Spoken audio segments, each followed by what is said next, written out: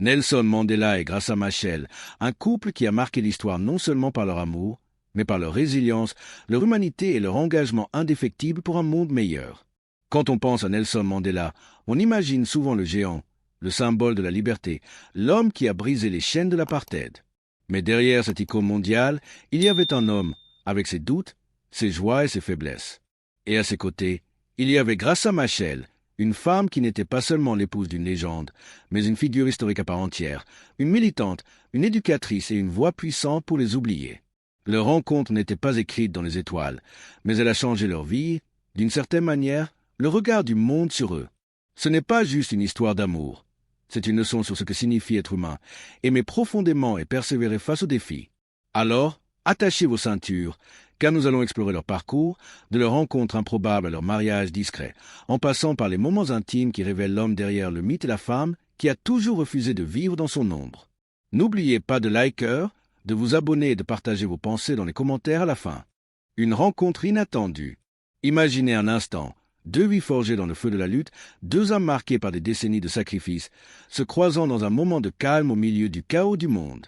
C'est ainsi que Nelson Mandela et Graça Machel se sont rencontrés, non pas dans un éclat romantique, mais dans une reconnaissance silencieuse, presque imperceptible, de leur combat partagé.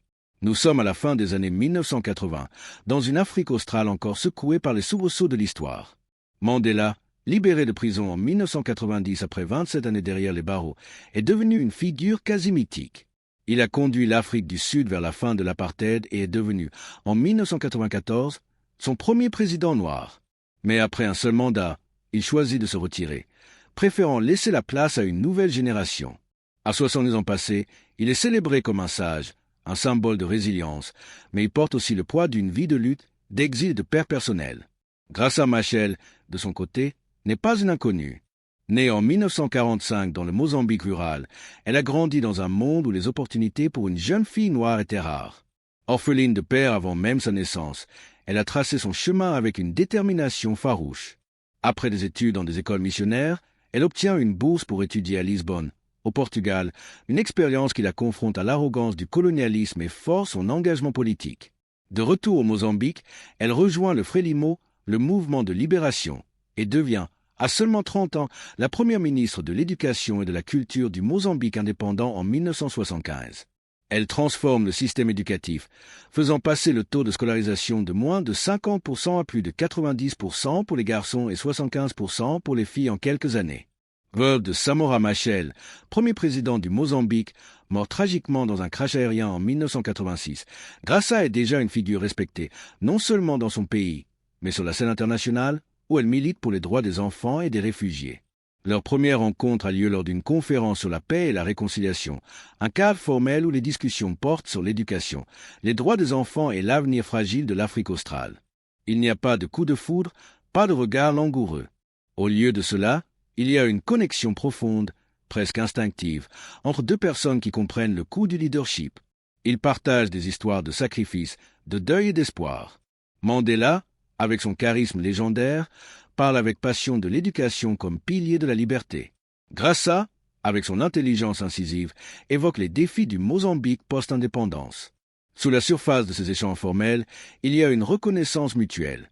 Ils savent ce que c'est que de porter le poids d'un peuple, de perdre des proches, de vivre sous le regard du monde. Pendant des mois, leur relation reste discrète. Des lettres sont échangées, des dîners partagés loin des caméras. Mandela, habitué à l'attention mondiale, et Graça, qui a appris à naviguer dans l'ombre des figures puissantes, choisissent de protéger ce lien naissant. Mais les rumeurs finissent par éclater. Le monde est stupéfait. Mandela, à près de 80 ans, et Graça, de 27 ans sa cadette, forment un couple. Pour beaucoup, cela semble improbable. Certains y voient une alliance stratégique, une union de convenance entre deux figures publiques. D'autres murmurent des doutes sur l'authenticité de leur amour. Mais Mandela et Graça restent imperturbables. Lui, qui a passé des décennies sous le feu des critiques, c'est que l'opinion publique est éphémère. Elle, qui a déjà été définie par son mariage avec Samora Machel, refuse de laisser les commérages dicter sa vie. Leur lien se construit dans l'intimité, loin des projecteurs. Mandela trouve en Graça une partenaire qui lui offre stabilité et tendresse dans une phase de sa vie où il aspire à la paix. Graça découvre en Mandela un homme qui, malgré sa stature mondiale, la traite comme son égal, respectant son intelligence et son indépendance. Leur relation n'est pas celle d'un héros et de son admiratrice, mais celle de deux égaux qui se comprennent profondément. Le 18 juillet 1998, jour des 80 ans de Mandela, il lui demande de l'épouser. Leur mariage, petit et privé, entouré de familles et d'amis proches, contraste avec l'explosion médiatique qui suit. Mais pour eux, l'essentiel est ailleurs, dans les rires partagés, les conversations tranquilles et la certitude qu'ils ont trouvé un refuge l'un dans l'autre. L'homme derrière le mythe. Quand on pense à Nelson Mandela, on voit souvent l'image d'un géant intouchable, le lauréat du prix Nobel de la paix, le père de l'Afrique du Sud libre, l'homme dont la simple présence inspirait des nations entières. Mais pour Graça Machel, Mandela n'était pas seulement cette figure sanctifiée. À la maison, loin des caméras et des discours, il était un mari, avec ses quirks, ses faiblesses et une humanité désarmante. C'est cette facette de Mandela, celle que Graça a connue et aimée, qui rend leur histoire si puissante. Elle nous rappelle que même les héros sont humains, et que c'est peut-être dans leurs imperfections qu'ils deviennent les plus inspirants. Dans l'intimité de leur foyer, Mandela était loin de l'image polie qu'il présentait au monde.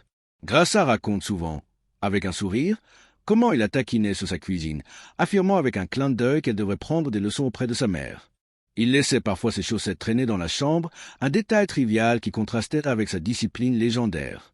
Chaque matin, il insistait pour lire les journaux à voix haute, même lorsque sa vue commençait à faiblir, comme pour s'accrocher à une routine qui le reliait au monde. Mais il y avait aussi des moments de vulnérabilité. Mandela portait les cicatrices de ses 27 années de prison, non seulement physiques, mais émotionnelles. La nuit, le sommeil le fuyait parfois. Graça se souvient de ces instants où il se réveillait, hanté par les souvenirs de camarades disparus, par les violences qu'il avait vues ou par le poids des décisions qu'il avait prises en tant que leader. Dans ces moments, Graça voyait un Mandela que le monde ignorait, un homme qui doutait. Il ne regrettait pas d'avoir limité son mandat présidentiel à 5 ans, mais il se demandait souvent s'il avait fait assez pour guérir les blessures de l'apartheid. Avait-il donné suffisamment à son peuple? Avait-il réparé ce qui était brisé? Ces questions, murmurées dans l'intimité de leur maison, révélaient un homme qui, malgré sa grandeur, restait tourmenté par le sentiment de ne pas avoir tout accompli. Mais il y avait aussi une légèreté en lui, un humour presque enfantin qui surprenait Graça. Son rire, pas celui des discours officiels, mais un rire spontané, un peu malicieux, éclatait souvent lorsqu'il faisait une blague ou taquinait Graça sur une petite habitude. Pour un homme que le monde voyait comme une statue de granit, il était, à la maison, joueur, doux, parfois même fragile. Graça, avec sa patience et son intelligence, jouait un rôle clé dans ce moment. Quand Mandela refusait d'utiliser ses appareils auditifs, prétextant qu'il entendait parfaitement, elle riait doucement avant de le convaincre, avec une fermeté affectueuse, de les remettre. Ces petits gestes du quotidien, une taquinerie, un rire partagé, une discussion sur les nouvelles, tissaient la trame de leur vie ensemble. Leur relation n'était pas faite de grands gestes romantiques, mais d'une complicité simple et profonde. Ils partageaient des repas dans leur jardin, parlaient de l'avenir de l'Afrique, ou restaient simplement assis en silence, heureux d'être ensemble. Ces instants, invisibles pour le monde, étaient le cœur de leur mariage. Mais vivre avec Mandela, c'était aussi vivre avec son mythe. Même après avoir quitté la présidence, il restait une figure mondiale, sollicité par des chefs d'État, des organisations et des médias. Graça comprenait qu'il ne lui appartenait pas entièrement. Il était, comme elle le disait, l'homme du peuple. Elle acceptait ce partage, mais elle veillait à préserver son propre espace, son identité. « Je n'étais pas seulement sa femme », a-t-elle déclaré un jour avec une conviction tranquille. « J'étais moi-même avant lui, et je suis resté moi-même avec lui. » Cette affirmation reflétait son refus de se laisser définir par son mariage. Elle continuait à s'engager dans ses propres combats, à diriger des initiatives pour l'éducation et les droits des enfants, à présider des comités internationaux. Leur mariage était un partenariat d'égaux où chacun respectait la mission de l'autre. À mesure que les années passaient, la santé de Mandela déclinait. Graça devint non seulement sa compagne, mais aussi son soutien physique et émotionnel. Lors de la cérémonie de clôture de la Coupe du Monde de la FIFA 2010 à Johannesburg, le monde entier a vu Graça tenir doucement son bras, guidant cet homme autrefois indomptable. Ce n'était pas un geste symbolique, mais un acte d'amour concret, un rappel que même les héros ont besoin de quelqu'un pour les soutenir. Graça a confessé plus tard que voir la force de Mandela s'éteindre était une épreuve déchirante. Cet esprit, cette étincelle, vous la voyez s'effacer, a-t-elle dit dans une interview en 2009, la voix empreinte d'une douleur contenue. Mais elle acceptait cette réalité avec une dignité qui reflétait sa propre résilience. Cette partie de leur histoire nous invite à réfléchir. Qu'est-ce qui fait un héros? Est-ce l'image parfaite que le monde projette, ou les moments d'humanité où l'on voit leur lutte, leurs doutes, leurs rires? Graça nous montre que Mandela était à la fois un géant et un homme, et que c'est peut-être dans cette dualité qu'il était le plus grand. Graça Machel, une force indépendante. Si le monde connaît Graça Machel comme l'épouse de Nelson Mandela, il serait injuste de la réduire à ce rôle. Longtemps avant leur rencontre, Graça s'était forgé un héritage qui résonne encore aujourd'hui. Née en 1945 dans un petit village du Mozambique, elle a grandi dans un contexte de privation et d'injustice coloniale. Son père, mort 17 jours avant sa naissance, lui a laissé un vide, mais aussi une détermination à surmonter les obstacles. Élevée dans une mission catholique, elle a très tôt compris les barrières imposées aux filles noires dans l'Afrique coloniale. Pourtant, elle a refusé de se plier à ses limites. À force de travail acharné, elle obtient une bourse pour étudier à Lisbonne, une opportunité rare pour une femme de son époque. Là-bas, elle s'immerge dans les langues portugais, français, allemand, espagnol, italien et son Xitsonga natal et s'engage dans des cercles étudiants anticoloniaux. Ces années à l'étranger ne font qu'aviver sa détermination à lutter pour la libération de son peuple. De retour au Mozambique, Graça rejoint le Frelimo, le mouvement de libération, et travaille comme institutrice tout en soutenant la lutte pour l'indépendance. Lorsque le Mozambique accède à l'indépendance en 1975, elle est nommée ministre de l'Éducation et de la Culture à seulement 30 ans, devenant la première femme africaine à occuper un tel poste dans un pays indépendant. Le défi est immense. À l'époque, moins de la moitié des enfants mozambicains sont scolarisés. Sous sa direction, le système éducatif connaît une transformation spectaculaire. En quelques années, plus de 90% des garçons et 75% des filles fréquentent l'école. Graça lance des campagnes d'alphabétisation, ouvre des écoles dans les zones rurales et met l'accent sur l'éducation des filles, changeant radicalement la place de l'éducation dans son pays.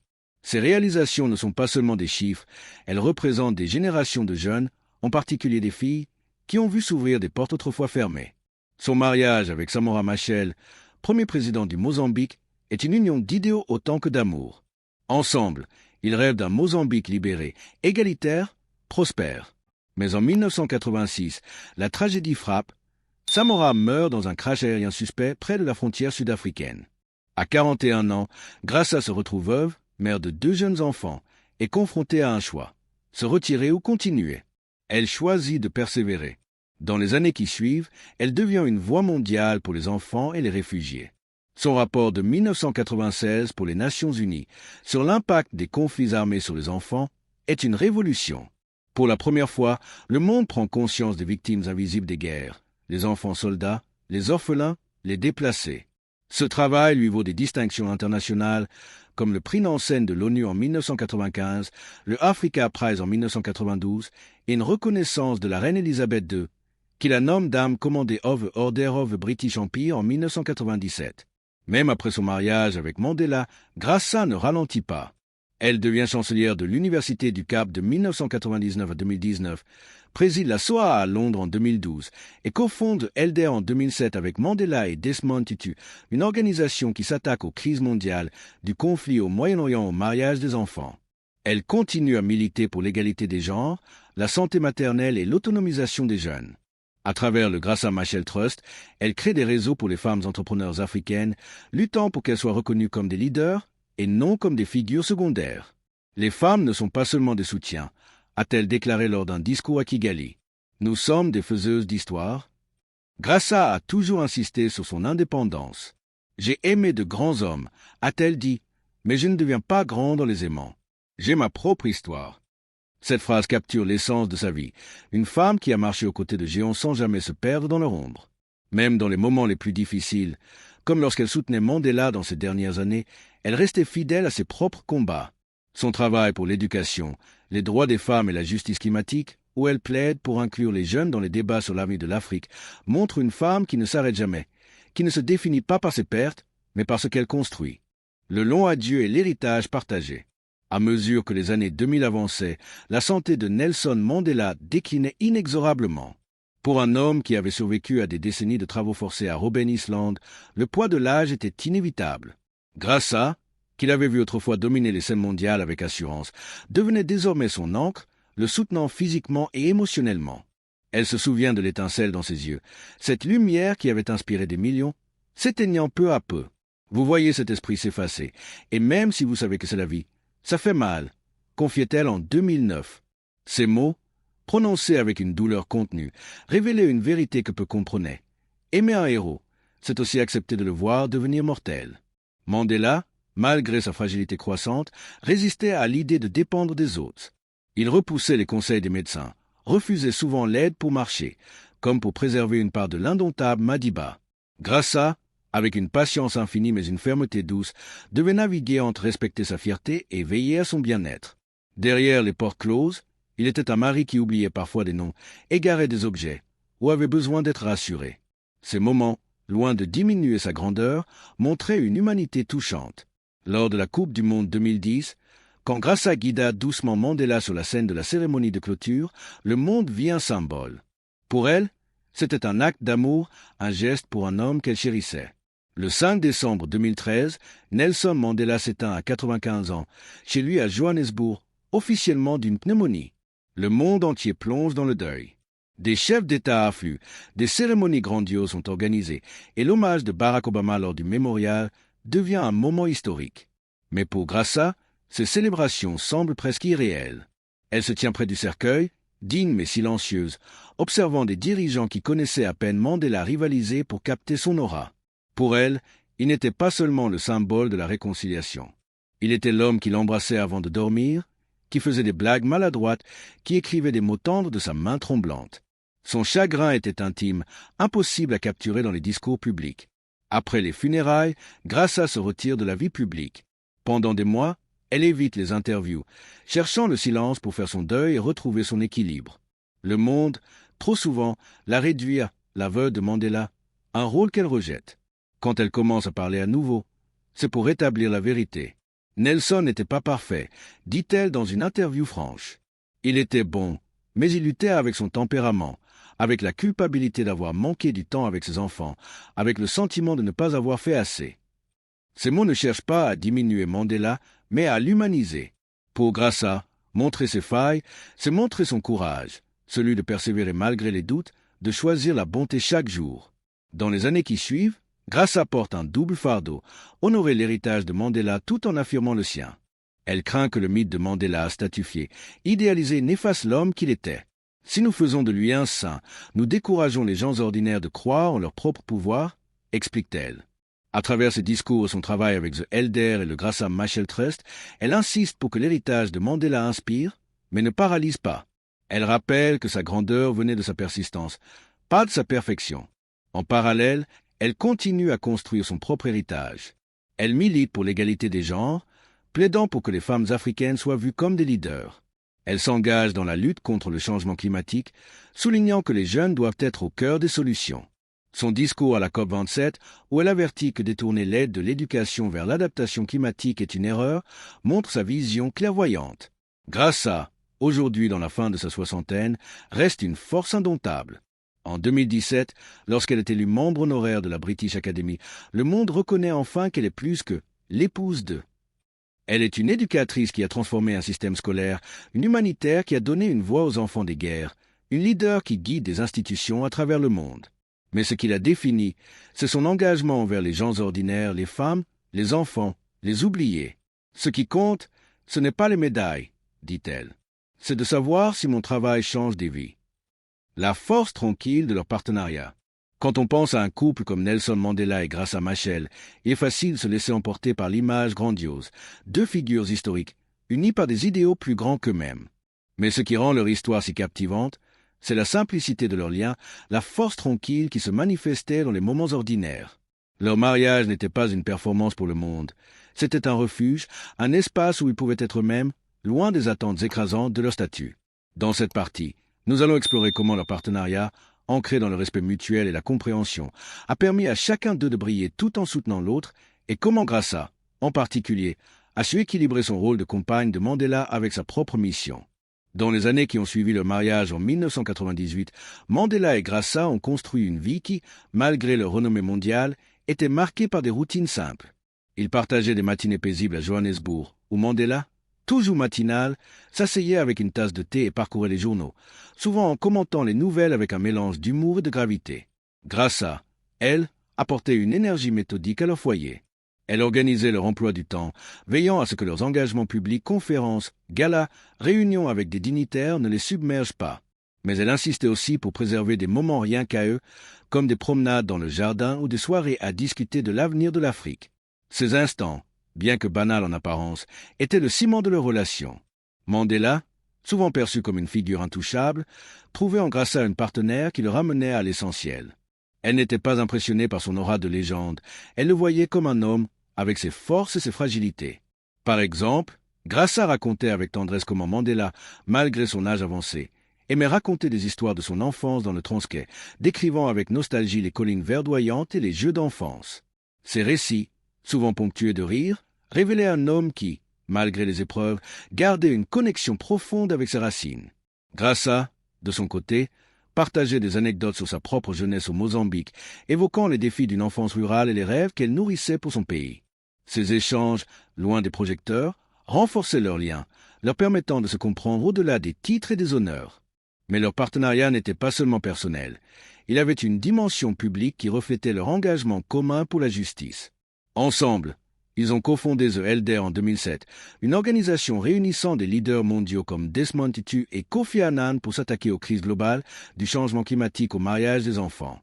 Graça apportait à ce projet son expertise en matière d'éducation et de droits humains, tandis que Mandela offrait sa vision d'une réconciliation universelle.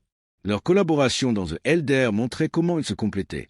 Mandela inspirait par sa présence, Graça agissait avec une rigueur stratégique. Lors d'une réunion à Londres, par exemple, Graça a pris la parole pour insister sur l'importance d'écouter les voix des jeunes dans les conflits, un sujet qui lui tenait à cœur depuis son rapport pour l'ONU. Mandela, assis à ses côtés, hochait la tête avec fierté, heureux de voir sa femme briller. Ce qui rendait leur dynamique si unique, c'était leur capacité à rester des individus distincts tout en formant un tout. Graça ne s'est jamais effacée dans l'ombre de Mandela. Elle poursuivait ses propres projets, comme le développement du Graça Machel Trust, qui soutient les femmes entrepreneurs africaines et promeut la santé maternelle. Elle voyageait souvent seule, s'adressant à des conférences internationales ou rencontrant des communautés locales pour discuter d'éducation et d'autonomisation.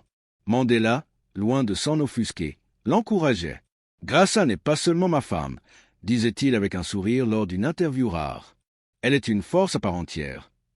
Cette reconnaissance mutuelle était la clé de leur succès, tant dans leur mariage que dans leur impact mondial. Pourtant, leur vie commune n'était pas sans défi. Mandela, même à la retraite, restait sollicité par le monde entier, ce qui pouvait créer des tensions. Graça devait parfois jouer le rôle de gardienne, limitant les demandes pour protéger sa santé fragile. Elle racontait comment, lors d'un voyage à New York, elle avait insisté pour qu'il réduise ses engagements, malgré son envie de rencontrer tous ceux qui voulaient le voir. Il voulait toujours donner plus, disait-elle, mais je devais lui rappeler qu'il avait le droit de se reposer. Ce rôle, bien que discret, était essentiel. Graça permettait à Mandela de rester fidèle à sa mission tout en prenant soin de l'homme qu'il était. Cette partie de leur histoire nous pousse à réfléchir à ce qu'est un véritable partenariat. Ce n'est pas seulement une question d'amour, mais de respect, de soutien et d'espace pour que chacun puisse être soi-même. Mandela et Graça nous montrent qu'on peut être des géants tout en restant humains, des partenaires tout en restant indépendants. Graça Machel, architecte du changement. Si Nelson Mandela était un symbole de résilience, Graça Machel était une architecte du changement, une femme dont l'impact s'étend bien au-delà de son rôle de première dame ou d'épouse. Dans cette partie, nous allons plonger dans son parcours extraordinaire en tant que leader, éducatrice et militante, en mettant en lumière ses contributions qui ont transformé des vies à travers l'Afrique et au-delà. Graça n'a jamais été une spectatrice dans l'histoire. Elle en a été une actrice, et son travail continue d'inspirer des générations. Dès son plus jeune âge, Graça a défié les attentes. Née dans un Mozambique rural sous le joug colonial portugais, elle a grandi avec une conscience aiguë des injustices. Élevée par une mère célibataire dans une famille de 6 enfants, elle a vu de près les barrières imposées aux femmes et aux Noirs. Mais elle refusait de se laisser limiter. À l'adolescence, elle excelle dans les écoles missionnaires, où son intelligence et sa détermination attirent l'attention. Une bourse pour étudier à Lisbonne, au Portugal, marque un tournant. Là-bas, elle découvre un monde plus large, mais aussi l'arrogance du colonialisme. Elle s'engage dans des cercles étudiants anticoloniaux, apprenant à articuler sa vision d'une Afrique libre. Ces années forcent sa conviction que l'éducation est la clé de l'émancipation. L'histoire de Nelson Mandela et Graça Machel n'est pas seulement celle d'un amour improbable ou d'un mariage entre 2 titans. C'est une histoire qui nous rappelle que derrière chaque légende, il y a un humain, avec des doutes, des rires et des failles. Grassa nous a offert un cadeau précieux. Elle a levé le voile sur l'homme derrière le mythe, montrant que la grandeur de Mandela venait de son humanité, sa capacité à choisir le courage et la bonté malgré ses imperfections. Mais elle nous a aussi montré qui elle est, une femme qui a aimé de grands hommes, mais qui a toujours écrit sa propre histoire. De ses combats pour l'éducation au Mozambique à son plaidoyer mondial pour les femmes et les enfants, Grassa Machel est une force qui refuse de s'éteindre.